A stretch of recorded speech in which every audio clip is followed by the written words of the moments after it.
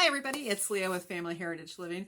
Today I'm getting ready to make an applesauce cake. RJ just loves applesauce cakes and he's been after me for a while to make one. It just has not been on my list, but we actually just finished making our last bushel of apples that we gotten back in the fall into applesauce this past week. And I know it's kind of crazy because we're in January, but the apples were wonderful still, so we plunged forward and now I'm going to make the cake. Thought I'd go ahead and video it. Super easy cake, super good. I've modified a banana bread recipe that I make into this applesauce cake. I have tried applesauce cake recipes and I don't know, they've been a little bit lacking, I guess, would be one way to put it. So just a little tweak and I think it'll suit us fine. So I'm making a double batch of this recipe, and a double batch would call for 1 cup of butter or 2 sticks softened. It'll call for 2 cups of sugar. Now you can make that with all white or half white and half brown, which is what I'm going to do. I'm going to use 1 cup of white sugar.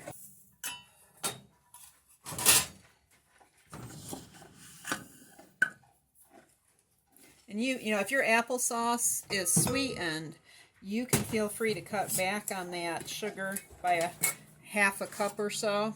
If it's lightly sweetened, if you make the applesauce yourself and it's heavily sweetened, you might even want to cut back up by a cup.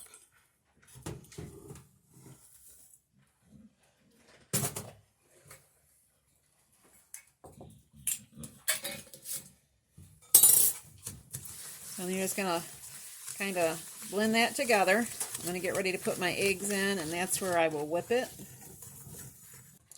All right, so you'll want 2 large eggs. If your eggs are smaller, you can add 3. Not necessary, but definitely an option for you.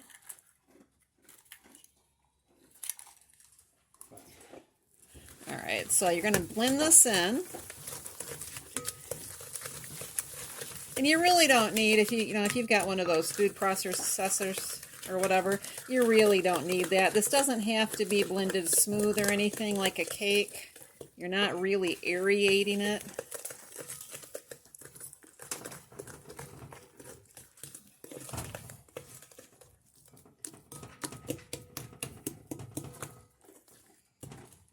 Now you can add your spices at this stage if you want. I want to go ahead and add my flour. And that's going to be 3 cups of flour. And I am using all-purpose. I have used a wheatier flour, and you do lose, you're making a sweetbread, so you kind of lose the whole gamma of that, but it can be used if that's what you prefer. Alright, so this is looking a little dry,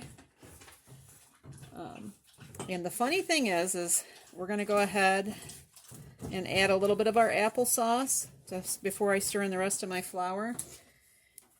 Now this, adding what you want, is kind of optional here. You can add 2 to 4 cups for this size batch. I'm going to start with 2. Really what I'm looking for is a texture.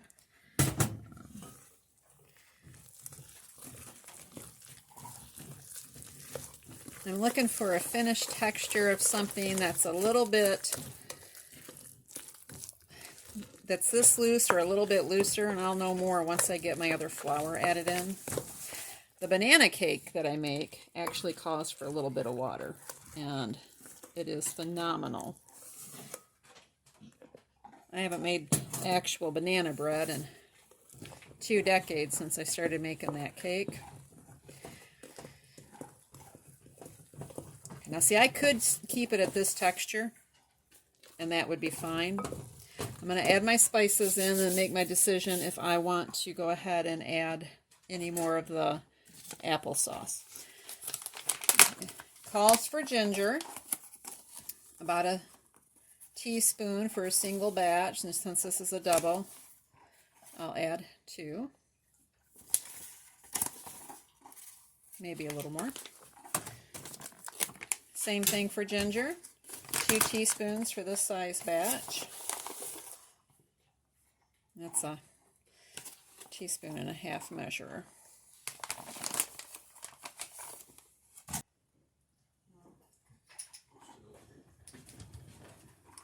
All right, a pinch of salt. If I were to put a measurement on it, I'd probably say 1/2 teaspoon to 1 teaspoon.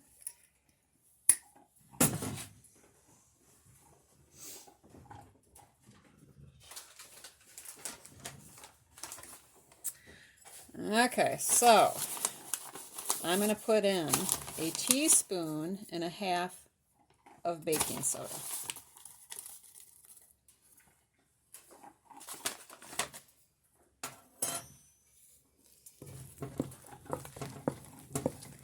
And then just mix it up real well.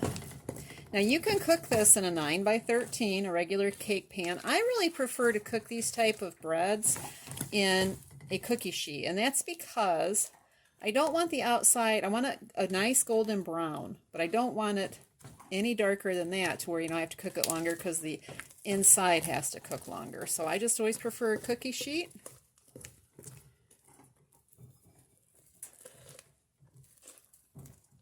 All right, now I'm going to go ahead and add a little bit more applesauce. So I've probably got, that was full, I've probably got 3.5 cups of applesauce in there.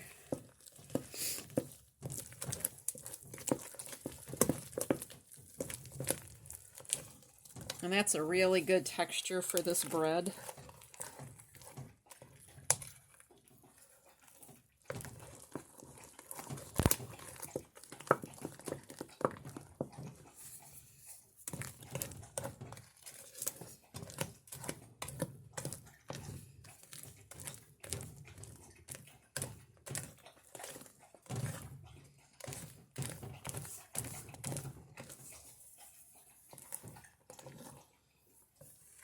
I like a moist sweetbread, not gooey, not, undercooked, just a moist, melt in your mouth.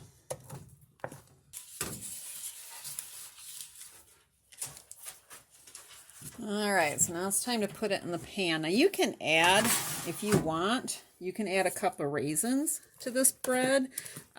My guys don't like it, so I just don't even bother. You can do walnuts, which I think would be phenomenal. Or you can just be a plain Jane like our household is. The cake is best if you allow it to sit overnight.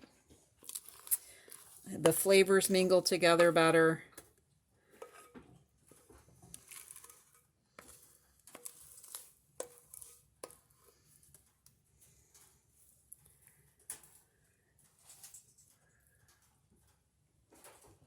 Now, in your conventional oven, cook this at about 350, 375.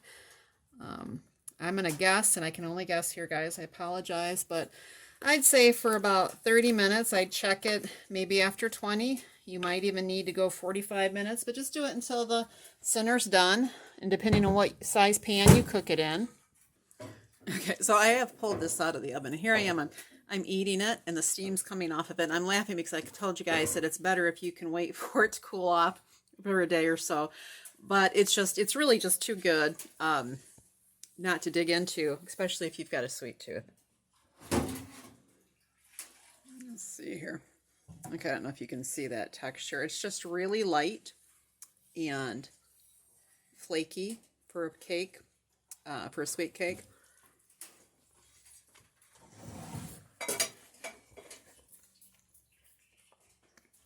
And I don't know if I told you guys earlier. I guess I should tell you just in case. Oh, no, I think I did tell you. You can put raisins in it. I'm going to go ahead and cut a piece and put it on a plate. The thing is, when you cut a hot cake, it condenses a little bit. But I'm going to put it on there and cut it so you can see the texture of it. All right, so you want it.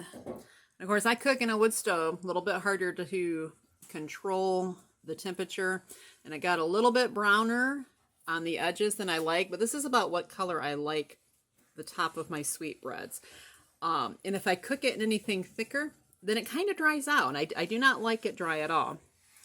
So here is the texture of this particular cake.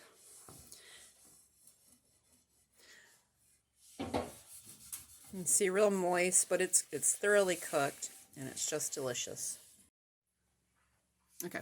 I have not actually tried this particular recipe without egg, but when I compare it to my other eggless recipes, it's really similar. I don't think you'd have much of a problem making it if you're vegan or just didn't have any eggs, making it without. You could also make it with vegetable oil instead of butter. And you could make it with melted margarine, whatever fits your diet. So I think it's just really easy, really simple. And again, comparing it to my other eggless recipes, I don't think it would have any problem with that. So if you try this recipe and you like it, or if you have suggestions, please come back and leave a comment below. If you enjoyed this video, please like, subscribe, and share. And we'll talk soon. God bless.